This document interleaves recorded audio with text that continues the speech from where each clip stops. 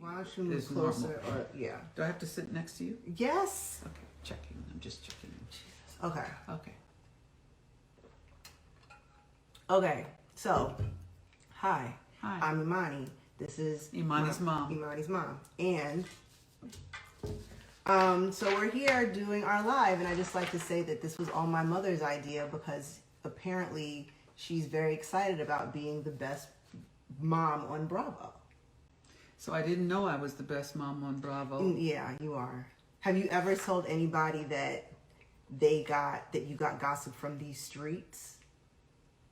No. No, I didn't think so. Okay, that's fine. No. All right. So, also, I feel a little slighted because there's more followers for you than when I did mine. And you know what? We don't have to talk about that.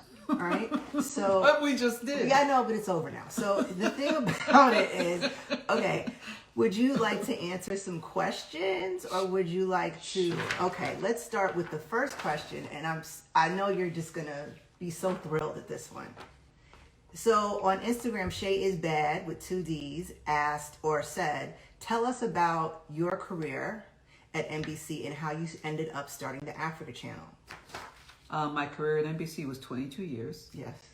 We didn't start the Africa channel. We were the largest investors, and it was already created. And so by us being the largest investors, we ended up owning it and running it. So as you know, your Uncle Elric. My Uncle Elric, right. My oldest brother is the CEO. And we actually have a really great South Asian brother, Narendra Reddy, who's the general manager and EVP of the channel. Okay. Which is based here in North Hollywood. It's in North Hollywood, right? Yes. In the same complex as the Television Academy.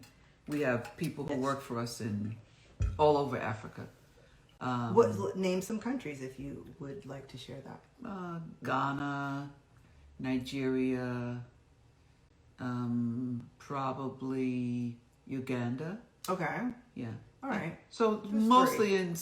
in sub-Saharan Africa. We did years ago. We had an office in South Africa, but we decided that wasn't as beneficial to what we were trying to do. So we have employees here in North Hollywood, and we have employees in and all over Africa. Excited. Okay, let me see something. I just want to see. Some of these people want to go live with me. Okay. With us. Look, you could see closer. That's why I tried to give you I my know, phone. but you know what? I'm gonna click on Zach. Okay. We're gonna see if you have a question that we can answer. Where is Zach? It's at the bus. Oh, hi. Hey. Hi. Hi. How are you? Doing good. Your outfit looks amazing. Thank you. I was assuming you were talking about me. Yes. But her outfit is nice too today. That is. And I love both of you guys on Married to Medicine LA. Especially you, Imani, about opening up with your recent divorce with Phil. Like, kudos to you. Thanks. And how's your son, Idris? Thank you for pronouncing it correctly, like legit. Because everyone's like Idris or Idris. I'm like, it's Idris.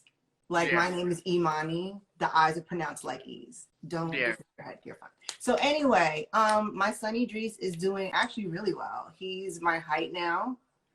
And his voice is really deep, and it's very disturbing and troubling to me. And he has a mustache. He has like a mustache and like chin hair. Like, it's wild. But Idris has been doing really well. Pubic things are sprouting. Okay, that's fine. But he's been doing really well. So thank you for asking. Yeah. That's super good. Yeah. Well, thank you for your question. You're very welcome. Yeah. Okay. Bye. Bye. So someone asked, how tall are you? And I think you're like 5'9". I'm 5'9" and a half, because I'm 5'9". Well, no, because you shrank. I did shrink, but I used to be 5'9". I shrank too. I was gonna say now that I'm I shrank 5'9". too. Question number 2. Yes. How often do you speak with or see your Chinese relatives? This is from Renee M. Chung on Instagram. Hi, Renee. So we communicate regularly and often via WeChat. I guess here most people would know a similar app, which is WhatsApp, but we communicate all the time on WeChat. In fact, our family chat has about 98 people on it. So when people's birthdays come up from all over the world, it's happy birthday. A lot of us don't speak the other one's language, but WeChat has a function where you press on it and it translates. The translation is not always great, but it's always good enough to know. So like my like riding on a one-horse sleigh. yeah, there's that. But like my aunt Anita Maria. Oh, so all of my mother's siblings, who except for one, nope, except for two, are all racially fully Chinese, and they were all born in Jamaica. Everybody was born in Jamaica, and they were taken to China as children by my grandfather. So sometimes they will do hellos, and there are all kinds of, emojis and smiley faces. And sometimes they'll write to us in broken English, which we can kind of put together. But they try. Which is fine, because I'm not about to start typing anything in Mandarin. So, I mean, I really commend them on that. And the aforementioned Uncle Elric, my oldest brother, who right now is in Florida. He's in Florida with my other brother, Howard. He actually can speak Mandarin. Yeah. Wait, you mean like a little bit? Or like no, he's now conversational in Mandarin. Oh. He was taking Look lessons. at you, Uncle Elric. He was taking lessons on Martha's Vineyard for about 4 months, and then he was in China for about 4 months straight. Okay. And now he's, he can have real conversations. Okay, nice. Okay, shout out to Jamaica. I just saw somebody, Shanae, you tweeted a bunch of Jamaican flags, which is great because... Big up. Right, okay, big up, right, exactly. Because you're more Jamaican, I guess, than I am. No, you're all Jamaican, except you were born here. Yes. Both of my parents were born in Jamaica and emigrated to the United States. And my two older brothers and I, in fact, have dual citizenship with Jamaica and the United States, which is something she's entitled to. I'm going to be getting my Jamaican citizenship. And I've been hearing this for about 4 years. I don't like You're not getting Chinese citizenship. I thought you have it. China does not offer dual citizenship. You don't have Chinese? I do not have Chinese citizenship. But they love me there. Okay. Let's keep moving. Everyone get a little hearts for my mom right now, because she's, What, is it that thing? No, Mom, no, the little hearts in the bottom of the thing. Oh. Let's see if anybody else. Yes, Mom. Let's see if anybody. What part of Jamaica? So my parents are from Kingston. We're from Kingston. And my grandparents actually were from St. Anne's Bay and Moko. And I don't want any jokes from the people from Jamaica about Moko. Why? Is it sexual? No, because in Jamaica, there's apparently some crazy thing that says that, if you're from Moko, you must not be too bright. Oh. Well, exactly. I don't know about that. Exactly. And, and we're super bright and we're superly from Moko. And look, it's Alexis. Alexis? My grandniece? Yeah, Alexis, my little cousin. Okay. Where'd she go? I don't know. Alexis, hey, Paula. Turn your thing. I mean, Alexis, if you see this, then, I just accepted you.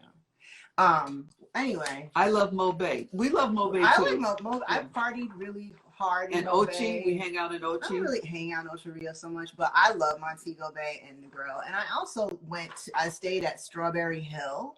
In the mountains. It was really, really nice. So I went to where the real people are. So over in Priory. So anyway, where my cousins live in Priory. No, she's doing tourist crap. I'm not doing. Excuse you. I did not do tourist. I did not do that. Strawberry Hill. That I stayed there, but then I went to go see all my Jamaican friends, and then we went out and had fun and jumped off of things. You're a rotted man. Okay. Let's see. Oh, okay. This is a great question from Odetta C on Instagram. Do you guys cook Jamaican food? If so, what are your favorite food dishes to cook? Oxtail. I haven't really mastered oxtail yet. Oxtail. I love oxtail. And you can do oxtail in 1 hour and 15 minutes. In the pressure cooker.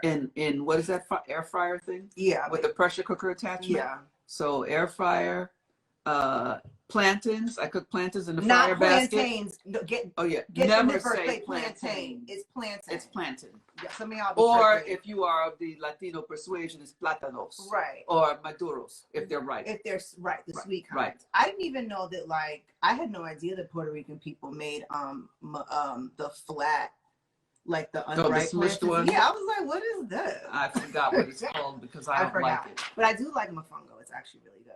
I wanted to go. What are my what favorite? about other kinds of Jamaican food? I'm gonna say my response. So let's see. My favorite food dishes to cook. I like making ackee and saltfish because it's really easy, and if you know how to move things around in a pan, that's pretty much all you need to do. That's kind of easy. Yeah, it's like boiling water. Get some coconut oil. Get the coconut oil. No, I don't use coconut oil. I like a little bit of the coconut oil because it puts a good flavor in it, unless what you're really going to do is grate coconut. And by the way, my favorite thing to drink is coconut water out of the coconut where they've hacked the top with the cutlass and stick a straw in it at the side of the road. Did you really say a cutlass? That's what they call it in Jamaica. They don't call it what do we call it? A machete. Is a car. It's a cutlass. No, a cutlass is a sword. A cutlass Sierra is a car. You know what? It's an Oldsmobile car. Whatever. Okay. Okay. Also, I like to make I just forgot. I like to make escovitch fish sometimes too. Escovitch. All right. That's enough. Okay. Stop correcting me on here. Sorry. I just want to prove that you're a real Jamaican. Okay. Okay. All right. Oh my God. All right. Oh yeah, real quick, speaking of Jamaica, I didn't realize until recently because my grandmother, my mom's mom, was Jamaican, and she used to call avocados pears. Avocado pear. No, she just called them pears. Oh, well, it's 2 words. Oh my God. So in any case, when I first saw that, I was like, that's not true. And then when I read like this sentence that was like in patois and I could hear my grandmother's voice, I was like, oh yeah, they like Jamaicans do call avocado pears. Mm-hmm. And it's a completely different kind of avocado than we have here. It's so buttery and lovely. It tastes like you're eating a stick of butter. It's kind of weird. How can you say that? Because oh my God. That's because you've grown up with this fake Haas avocado with the bumpy skin. I did that's not grow not up. even... Okay, I didn't start really eating avocados until I came to LA. Don't roll your eyes at me. Okay, let's go to another one. Oh, you know what? Let's go to this one. What? Imani's mom. Question. What is the reason for encouraging Imani, myself, to cut her hair off? Okay. Okay. So my mother, mixed race. Her father was from China. She was biracial. You know what? That's a stupid word. No, but I'm saying, you remember that song? I do not. It's fine. It was an old meme. It's fine. Oh God. She was biracial. Mm-hmm. Okay, go ahead. So my mother's mother was African Jamaican, and my mother's father was Chinese, and he migrated to Jamaica from China. Okay, so she had hair that was all the way down, and my 2 brothers who are older than I am, and of course, being that she was of Chinese descent, boys are favored over girls. It's just a fact that they just are. And we're not going to get into all the political whatevers, but that's how in China, boys are more valued and favored than girls. Right. So my mother had her 2 sons, and then the 3rd child came along, and and they were like, oh God, and here she comes. And the boys, they could cut their hair close and don't have to worry about it. Now my mother, whose hair was very long, all down here, and then here I come with, I think, a very beautiful fro. I didn't come out with a fro, but now I have a beautiful fro. But I'm saying she didn't know what to do with my hair. So until I was about 6 years old, she used to send me to Miss Lewis upstairs, nice lady from South Carolina. We live in this Harlem tenement, and Miss Lewis used to comb my hair. Consequently, I had great resentment towards my mother for bussing me out to the nice black lady to comb my hair. So I routinely, as I got older, my hair got longer. It's still this, but it was longer and it was twisted and braided.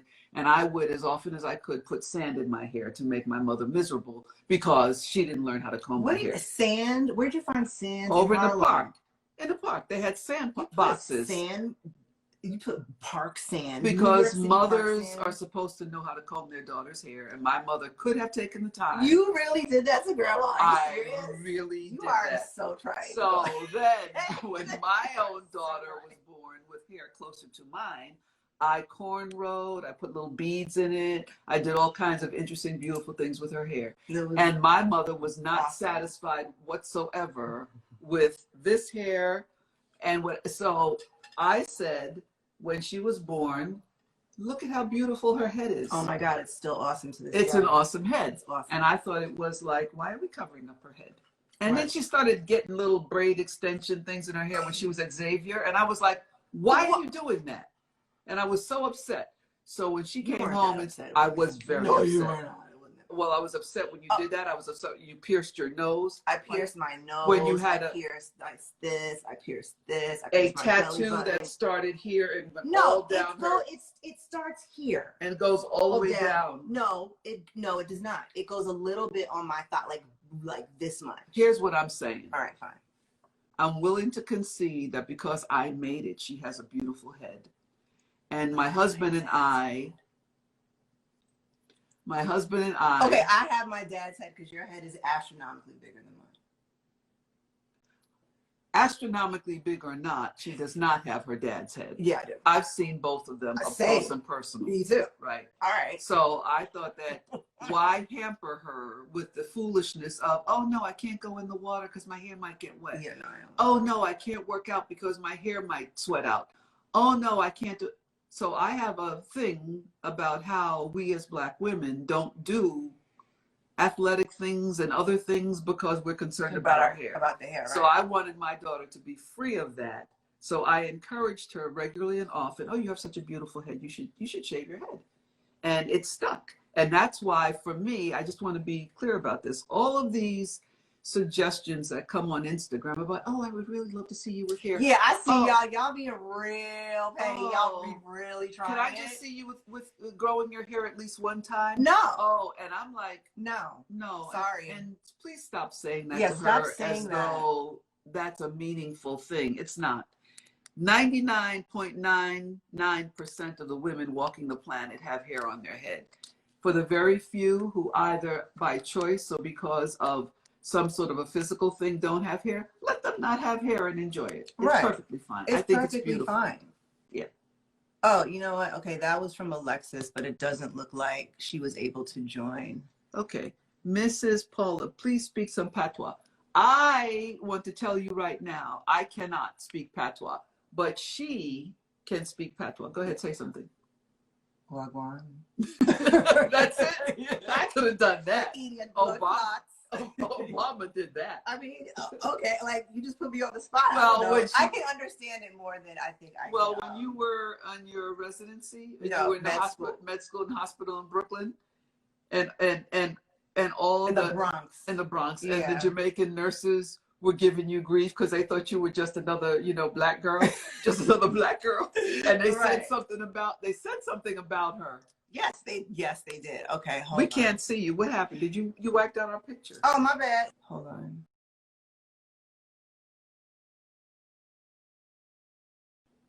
We're still live.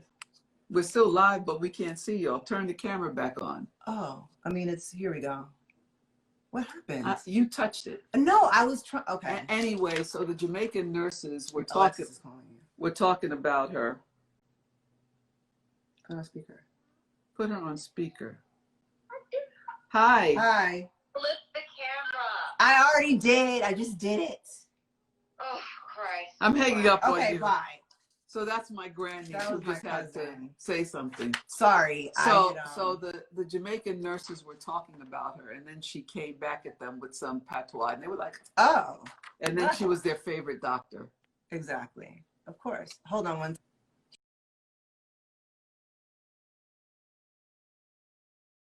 Here we go. I need to flip the camera. Okay. Okay. Hi, Cecily. Hi, Cecily. So my friend, my best friend from high school, Sherry Bellamy, her daughter, Cecily, just signed in. And if you guys have never listened to her music, It's great. she has the most beautiful voice. I've heard it called like a cross between Minnie Riperton and somebody else. But Cecily is herself. You can find her, Cecily, and they are in, what do you call it? They are releasing her music video on BET Her, Friday. Friday. Okay. Yeah, Imani will post it on this so you all can know where it is. Okay, sorry. I'm trying to y'all can add y'all can request to go live with us. I just couldn't find the button up there. Okay. Hi, you're from London. Hi, Natasha Clark, 74. Okay. All right. So here we go. Hey, what is the importance of people getting their care managed by people within their own communities, as far as race, sex, gender, etc.? You want to answer that? Oh, sure. Okay, so I'm a doctor, so I mean, I'll answer this question. So, no, the reason why I thought you might want to say something is because the very first doctor that I remember having was a black man. Dr. Buford Baspert. Right. Baspert. In Fort Worth, Texas. Right. So in Fort Worth. So he's still alive. If you're out there, Dr. Baspert, I still love you. Okay. Hi, South Africa, and hi, Belize. I've been to South Africa like 5 times. Okay, this is Jeff Ballou. Hey, Jeff Ballou from DC. Yeah, who we actually know. We're just waiting for him to come on. Okay.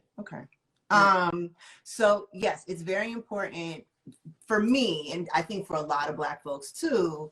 It really does make a difference when you see a doctor who, you all are speaking the same language, so to speak. And honestly, when it comes to medicine, mental health, what have you, I think that's one of the reasons why I work with the population that I work with. So a lot of them are homeless. They just came out of prison or the state mental hospital or jail. And I guess because, I used to be in these streets. It's just easier, I think, for us to communicate and just, gain trust, because that's really something I have to do very, very quickly when I first see a patient. I'd like to add a little something there. Okay. So years and years and years ago, I used to be a medical reporter when I was a newspaper reporter. Right. And one of the things that I would say to you that's vital, particularly if you're a person of color, and I will be specific about being a Black person, we have our own ailments that are more frequent in our community than maybe in other communities. And so what happens is when you go to a physician and at least have somebody in your primary care team who is the same race, if not race and gender as you are, they may actually be familiar with the kinds of ailments that are specifically impacting the Black community. So if you, or another community, but if you have, for example, hypertension heavily in your family, and your doctor is not necessarily one who understands that for a lot of us in our communities, we're comfortable being a size 16, 18, or whatever, the kinds of things that they may tell you might go in one ear and out the other because they're not relating to you. But I'll flip that on its side and say that I have type 2 diabetes, and because of that, they were giving me a statin to keep my cholesterol down. Well, because diabetes is one of the diseases that can actually cause damage in every part of your body. Like alcohol, actually like chronic alcoholism too.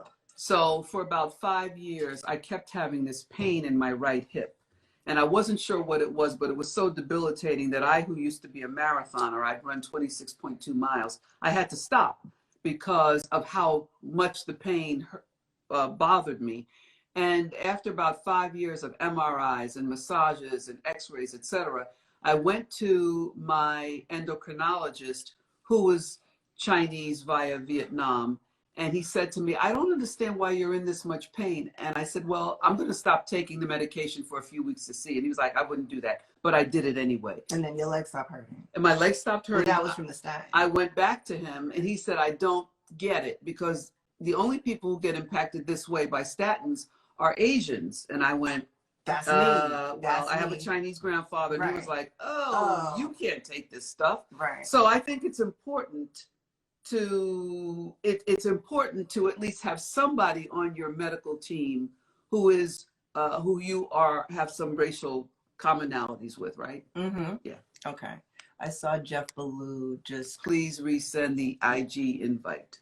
Well, Does he want to go live? Well, yeah. So if you're watching this, just go. Obviously, go here, and then you want to press. I don't know what to press. Yeah, it's like every so often something will come up on your screen that was like, "Oh, do you want to join?" Okay, I'm gonna pull a viewer. Hello from the UK. Hey, UK. Hi. Okay. I don't know. Who should we go with? I don't know. All right. Let's just random. Let's just do this. Press somebody. Okay, so we're waiting for Kojo's Tropical. Kojo. So you know who Kojo is? Hey, is this Hey, how Hi. are you? How are you? It's good to see you ladies. You look beautiful. Thank you. I just wanted to know what were Imani's aspirations as a child? What was she interested in and what did she want to be? Well, I'm glad you asked that question. Okay. When I was a kid, I wanted to go into, what was it? Medicine. I wanted to be an architect first. Astronaut. Then I wanted to be an astronaut, but then the Challenger disaster happened when I was in 5th grade, and I was like, you know what? I'm done with that. Yeah. I'm not getting blown up.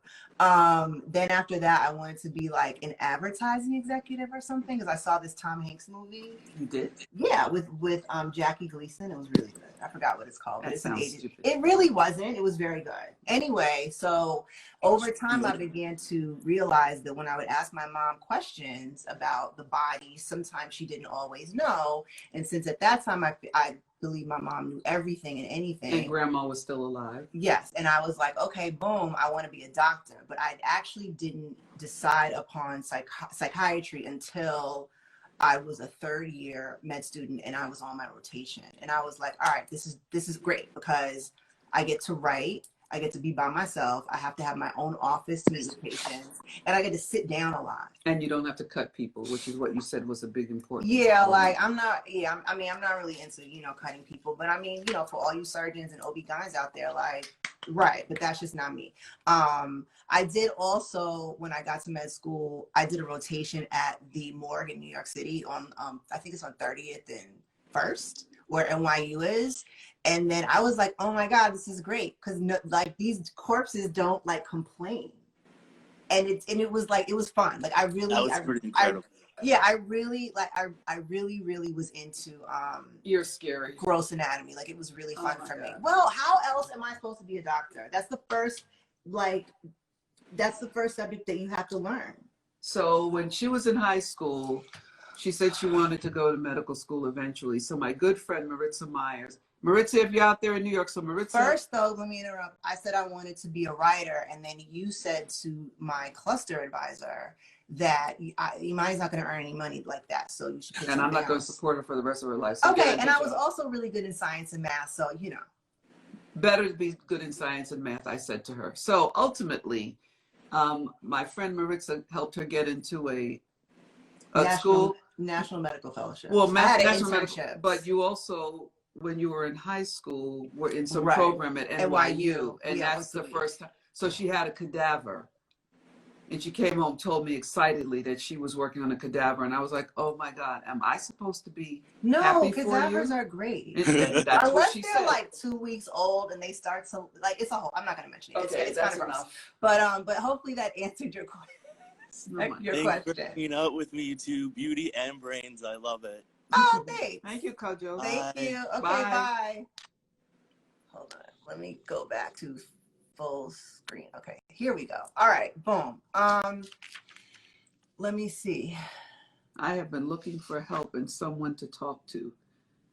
So how do people, if they're looking for help? Yeah, if they're looking for, therapy or whatever, where should they go? So on if you go to my Instagram, the actual feed, and I think this was last week, I had posted a bunch of resources for people, if they wanted therapy or if they needed, therapy and medication. So if you just go to a week ago, it's in there. But the easiest thing to do for me, just thinking about it, is I usually just refer people to therapyforblackgirls.com because they have pictures of the therapists, and you can differentiate who you'd like to talk to based upon your area. So it's called therapyforblackgirls.com. So I would start there, and you can see all the options for therapists or doctors in your area. And what if you're not a black girl? If you're not a black person, you should still go to therapyforblackgirls.com. Okay. So see how you tried it? Okay, great. Okay. So okay, here's a good question from DFit131. What would you suggest to those that struggle with anxiety? Good question, because on my podcast, Imani State of Mind, big up to myself, okay, which is on all streaming, not streaming, but like, on all streaming podcast platforms. We actually recorded a podcast about anxiety, me and my friend Cam, yesterday. And so one of the things that I would say is, so I take Prozac. I had no idea. Thank goodness she does. I had no idea that I needed Prozac because I was always anxious all the time. And I've been so anxious for so long that when I started taking Prozac and my anxiety and depression went away. When I did have anxiety, I was like, what is this knot in my chest? But it was funny because I could now realize it as anxiety because I was better. Now, speaking of anxiety, my mom has some anxiety, although she will not admit it. And she's also said, I'm very mellow. Anxiety makes me do things better. So we have to work on, but she just. Anxiety does make me do things better. Yeah, but it's not, but then you just get all mad and it's super uncomfortable. It's not uncomfortable for me. Well, but that's and the why reason why selfish, anxiety though. makes me do things better is because then I'm much more meticulous Oh about making sure that I got things whatever right. Don't just forget what she said. Just remember what I said. If you have really bad anxiety, one of the things that I like to do is I like to basically breathe in, let it in, try to make it so that my lungs, Diaphragm breathing. Yeah, diaphragmatic breathing. All the way down to your stomach. All the way down to, right. Well, really your diaphragm's here. Your stomach is here. Yeah, but all the way down to your stomach. Take it all the way in. But you can't breathe all the way down to your large intestine. So just going to breathe all the way down to here. I'm a doctor, thanks. And then you and then you want to do that I do it 10 times. You can choose however many times you want to do it, but that really usually helps me. Breathe in, hold it to the count of 3, mm-hmm. and then breathe out at the same pace that you breathed in, and you'll calm your anxiety down. Okay. Oh, look at this. So Shay Gray asked, do you have any tips for memory, psych, drugs, pharmacology? I wish I did. I don't. Actually, pharmacology is one of my least favorite subjects in medical school.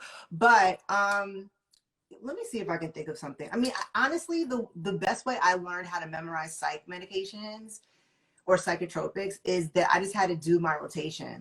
You'll just learn. Like when I was an intern, I was terrified, and I was in the psych ER in Philly at Temple. I was like, oh my God. So honestly, the way that I learned a lot of pharmacology was by asking the nurses who had been there before I even entered med school. They were really on it as far as medication. So I don't know if you're in med school, but if you are, I don't know. I know there's mnemonics out there. I just don't remember any right now. Say the website again for therapy. For therapy, everybody, you can go to therapyforblackgirls.com. You can also go to my Instagram page, and if you look at one of the posts I did last week, you'll see that there are resources, and I think you got to swipe right, but they're in there. This is a really good question. Somebody's asking, why do you think Black children are being so much more often diagnosed with ADD, and are they being misdiagnosed? Okay, so I'll give a little backstory. So my sorry, what was the question again? My short-term memory is terrible. Black children being diagnosed with ADD. All right, anecdote time. So my attending physician at Temple, his name is Dr. Dubin. Shouts out to Dr. Dubin if you're seeing this, probably not. But anyway, if you are, hi. and he was this white dude from the South, and he actually had either authored or co-authored a study about why like like blacks, like adults, were being misdiagnosed as schizophrenic, right? So you got to imagine the scene. So you come into a psych ER, you're usually not going to meet somebody with me like me. You'll probably see somebody who might be white or another ethnicity, and because the doctors that the doctor that you'll be seeing, you know, there's always going to be bias and stereotypes and all that kind of stuff. But if I saw, like, if I had to pick any patient, it usually would be like a black dude with like his hood on, because once you go in the psych ER, that door locks. And so a lot of, you know, people don't know that we're actually not the police. So then when we start asking questions as psychiatrists to this particular patient, they're like, you know, they pull their hood down lower and they're like not making eye contact. They're not really talking. And, you know, if you jump the gun too fast, yes, you could say, oh, this person is internally preoccupied because they're hearing voices, or they're not looking me in the eye because they're paranoid. When in fact, what was really happening is that the doctor they were seeing was not black, and therefore the patient didn't trust them, right? So when we're going to the subject of kids, water break, especially black kids, you know, I said this on my podcast or another podcast before, but you know, it's really important to try to have a doctor who you can, you know, who you feel familiar with. Because if you don't, and that person's not of your ethnicity or nationality, you know, you too might get misdiagnosed with schizophrenia if you're an adult, or, you know, like kids, like with black children with ADHD. The other issue with that is that unfortunately, I've seen a couple of studies that show that once boys, like black boys and black girls, reach a certain age, they're no longer like cute. They, you know, people, let's say white folks, think of them as criminal. And add years to them, even though they may only be 9 years old. They would be described frequently by whites as being 14, 15, 16 years old. Yes. We don't get to have our childhood for very long as right. children, you know, as black folks. Right. So, I mean, I think it's terrible. I mean, I do have a relative who, a couple relatives who are black, obviously, and do take ADHD medication, but they were diagnosed in their teens, and luckily they weren't misdiagnosed. But I do see that a lot, and whenever I go in to see a patient, it, like, to this day, they're like, so who are you? I'm like, well, I just said I was Dr. Walker and I'm your psychiatrist. And they're like, are you sure? I'm like, well, yeah, I mean, that's what these opponents say. So. And I'd like to go at it a little bit from the family perspective, which is that, you know, be very careful when your child is young and that child in school is being targeted or identified as a special needs, or what do you call them? Special ed. Yeah. Because that identification sometimes is unfairly put on our children, and them getting out of that category is almost impossible. On top of that, move your head a little bit. On top of that, I would like to say that for the folks who have mental illness in their families, like many of us do, like I do in my family, what I tried to do is talk to the adults and the children to say that if someone had a broken leg or a broken arm, you'd understand that ailment. This is one that, while you can't necessarily see it, it still is something that requires medical attention and care and concern. So when you have people in your family who are suffering from mental illness, this doesn't mean you keep away from them. Right. And you know, it is that you would be as attentive to them as if they said, boy, I wish I could have some water, but I can't get up and go get it because my knee's in a cast. Right. Exactly. And psychiatry produces scars that unfortunately they're not always visible. So, you know, I'm going to add, let me see if this person's available, because we have the same first name, which is the best name ever. But we're waiting picked that name. Oh, okay. Hi. Hi. Hi. Are you Imani too?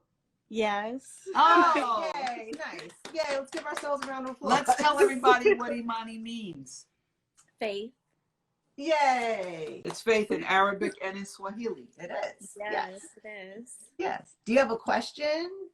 You answered one of my questions already.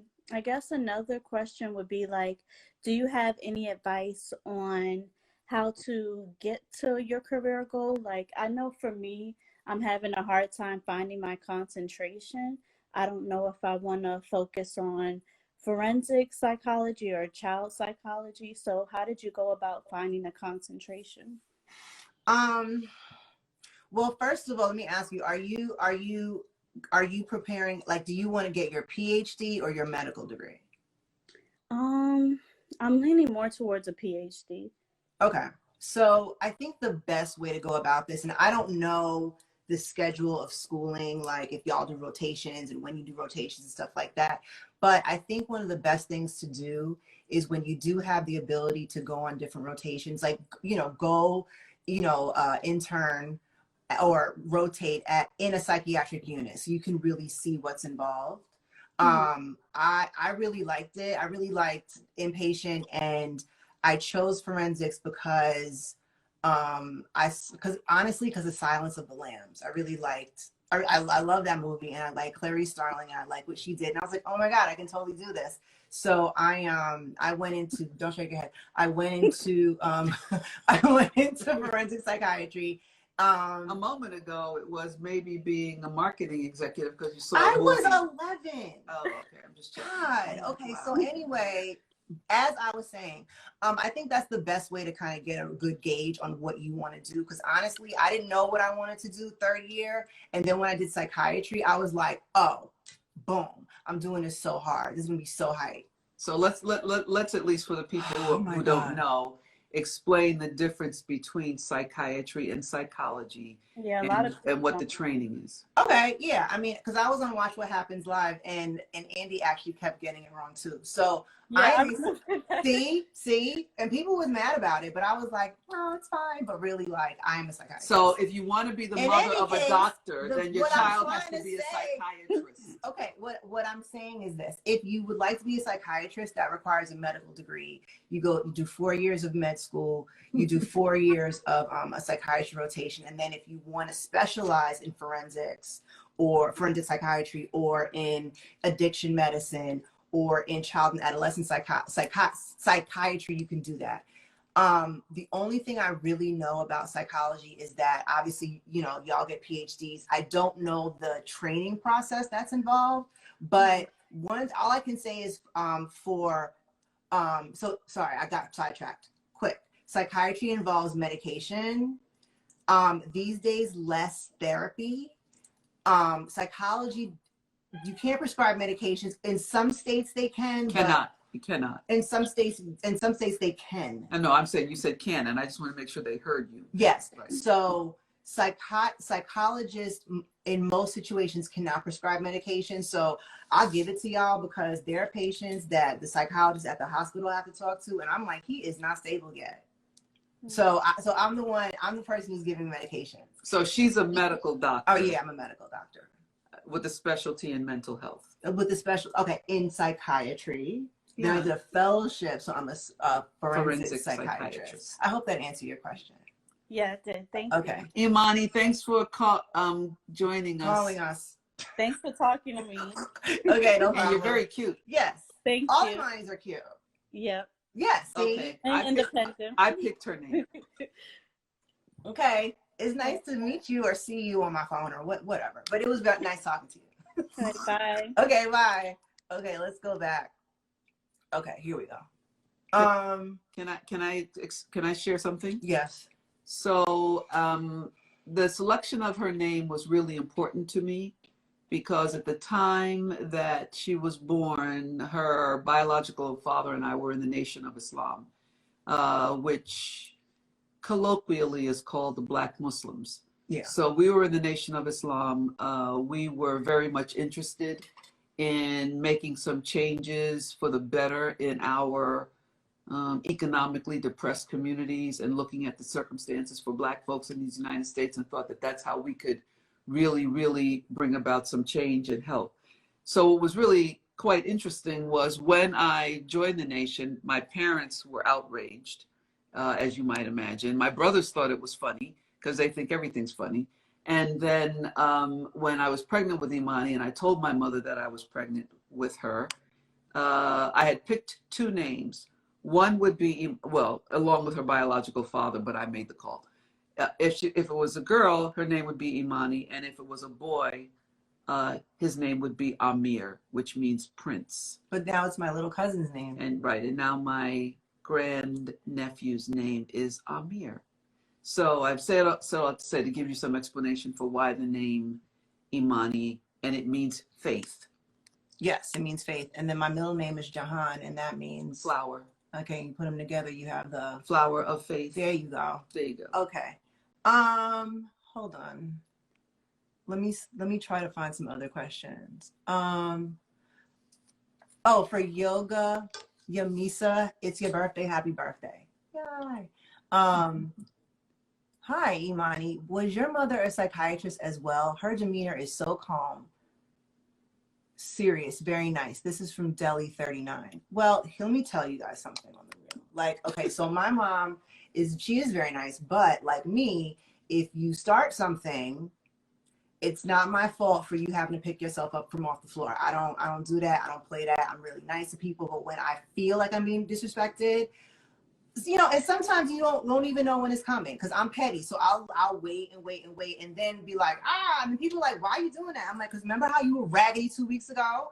Remember that? I do. So that's for you. But in any case, yes. Okay, so the difference between us is that I never wait weeks and weeks and weeks. No, you just flip out. No, well, not necessarily flip out. You become the dragon. But I become, yes. So if someone says something that I think they should have kept to themselves, I will sometimes offer them the opportunity to restate what they said in a manner that I find to like be what'd you more say? palatable. No, it's that.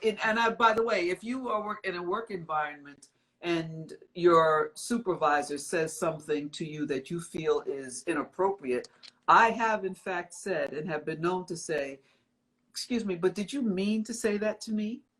And that gives that person an opportunity to dial it back and think about if they really did mean to say that to me in quite that manner or fashion. Right. And I'm sharing that because my daughter, she inherited some of her stankness from me. Okay, you know what? But this is the last time we're doing. But you more stank than I am. I am. I was going to say. Thank you. But we manage it differently. Yeah. I nip it in the bud. I hope that answered your question. Was that a question that somebody had? I don't remember. Oh, there's a question from Funky Geneva. Hi, Quentin. Oh, I love that show. Yes, hi Quentin and hi / Funky Geneva. Thank you so much for plugging my podcast. Brother got an MBA. I listened to you. He's like, he got an MBA. Yes, he does. All right, well, look at we that. got MBAs in our family. I know. I don't. Do you have an MBA? I do not, but I ran businesses, so I may as well. I have a master's too. I just want to point out. My brother has an MBA from Harvard. Yes, he does. My niece has an MBA from USC. Yes, she does. Okay, I have a master's, in case anybody cares. So, from Tulane, I love. So New Orleans is like our second home. Yeah, my husband's from New Orleans. I got the master's in science and public health, and my concentration was tropical medicine. Because I like the tropics and I like medicine. All right. So Funky Geneva asked, how do you not make someone feel less than who is struggling with mental illness? Okay. I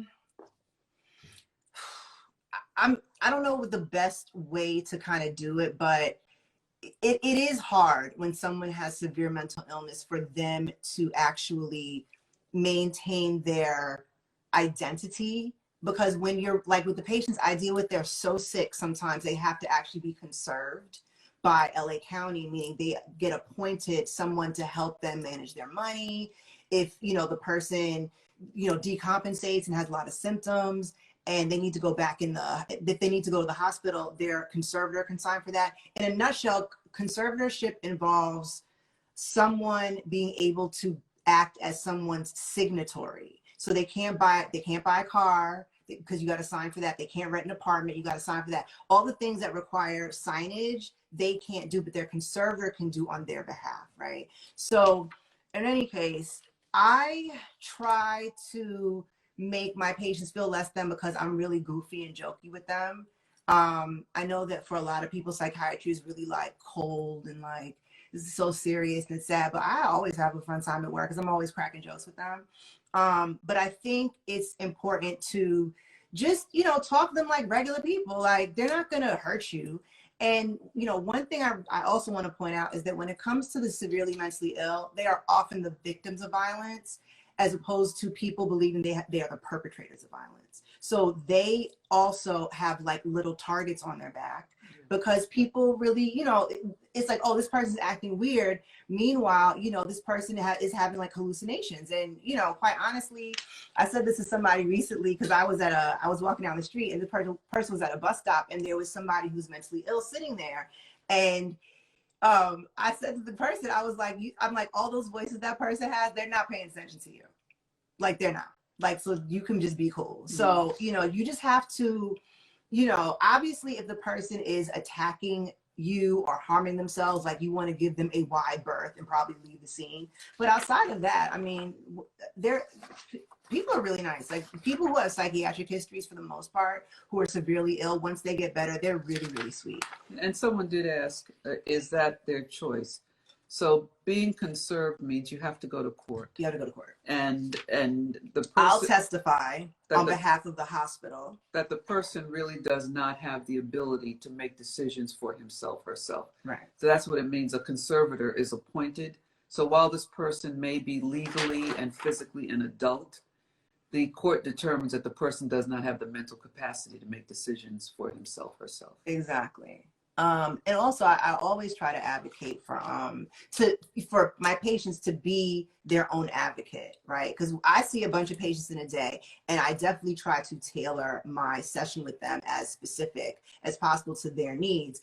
But sometimes as doctors, we just need a reminder, like, oh, like, can you make sure that I get this medication, or I've been having this problem? Like, just, make sure that your issues are known, because that helps me to do my job better. Yes. Okay. Speak up. Speak up. Yeah. Yeah. That's important. I'm going to pick one person. I'm going to pick, I don't know. This person's name is Paula too. Oh, we had an Imani and now a Paula. Paula's not a common name. Yeah. It's I guess not. Well, in any case. Is Paula there? Maybe, maybe not. Okay. Okay. Do you think? Oh, here's a question. My experience as a Black doctor and any barriers I faced.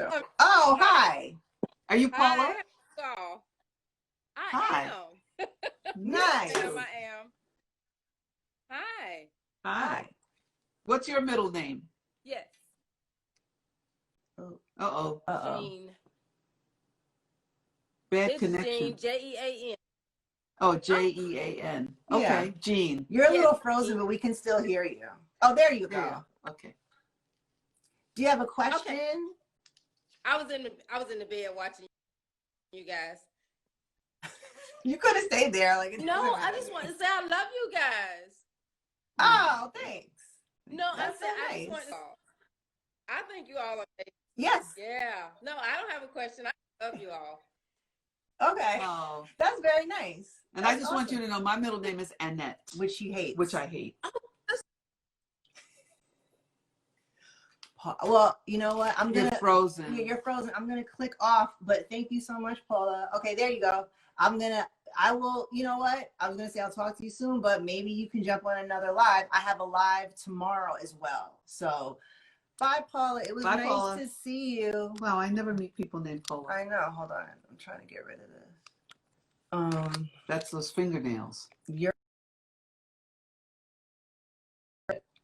I got it. Okay, and now I'm going to turn the camera around. I'm going to turn the camera around. Right. There we go. Yay. Okay. Okay, so what is my experience? How has my experience been as a Black doctor, and what barriers have I faced? Luckily, when I graduated from medical school, which was in 2004, roughly half the class were female, right? And we did have, let's say, a disproportionately high number of Black folks, because I don't know, maybe that's how my school recruited. What school? Oh, I went to New York College of Osteopathic Medicine on Long Island in Old Westbury. So in any case, so my experience as a Black doctor. Okay, my best friend Darnielle told me this story the other day. totally forgot. But we were on our internal medicine rotation out at this hospital in Jersey, in Union, New Jersey. It was Union Hospital. I don't think it exists anymore. But we got a new attending, that we would follow. And so he was going around meeting us, and then he was like, okay. And then he stopped at me, and then like he looked kind of perplexed. And so apparently I was like, I don't have cancer. No. Okay. Let's just, okay. Because of the no hair? Right. Okay, I have a better story. Want to hear that one? Okay. So it's kind of maudlin, but so when your grandfather died, yeah, and we were in New Orleans, and one of his cousins came up to you and looked at you and said, "Baby, you all right?" And you said, "Yes." And yes. She said, she said, what happened to your hair? Like I cut it off.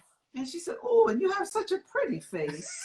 I know. I'm like, all right, then. Like, thanks. I was like, wow. I'm like, damn, all right. That was my husband's cousin. I was like, wow. And she's very sweet. She's very sweet. I mean, I wasn't mad at her. But you know, like, New Orleans is the home of lovely hair. Oh, the waterfalls. It's all, and you gotta sleep like this. It's all that. And then oh God, like the 90s in New Orleans. Shout out to the Madisons in New Orleans. Hi. And Houma, Louisiana. Hi. Hey, Madisons. Okay, so we have a few more minutes. Let's see if there's somebody who might want to ask a question, because I feel like we've answered the majority of these questions, or at least the questions I wanted to answer. Sorry. Well, you know what? I'm trying. Oh, wait, here we go. Hold on. Nope. Let me click on this. Nope. Let's see. Oh, they said they need your own show. Do you want a show? No, you don't. No, you don't. Hi from Xavier alumni. Hey. Hi. Somebody asked a question. Let's see. What else can we tell you? What else can we tell you? Oh, so I have a book called Finding Samuel Lowe. Samuel Lowe was my Chinese grandfather's Western name. And I actually remembered that the last name was Lowe. So she did. Big ups to me. Right. We were trying to figure out some details which were missing. And so the book is called Finding Samuel Lowe. There's also a documentary called Finding Samuel Lowe, which is about 22 Black people going to China, trying to find their Chinese relatives, which we did. We did. And we took camera crews from our television network, the Africa Channel. We took a camera crew along with us. And so now I am just entering the development phase of my book. In China, it's been translated into Chinese, and the Minister of Education has recommended it for high school and college, because this explains why there are Black Chinese people. Okay, stop, because we got 1 minute left. Okay, sorry. I want to plug my book too. Okay, because you got everybody. My book can be purchased. Finding Samuel Lowe. Okay, that was real shade. So anyway, my book is not out yet. It comes out next July. It's 2021. It's a memoir of basically me describing like that I've had history with mental illness, and how did I get to actually like, learn about my mental illness and my family. And so it's a bit of a memoir, but, kind of like my podcast is like fun. And then there's just little like, factoids in there, because I think that's important. Her mother's in there. My mom is, yes, you're in there. Because I'm a factoid, that's important. Anyway, we have 21 seconds remaining. We have 21 seconds remaining. So I just want to say hi. Oh, not hi, but bye, you guys. This was super fun.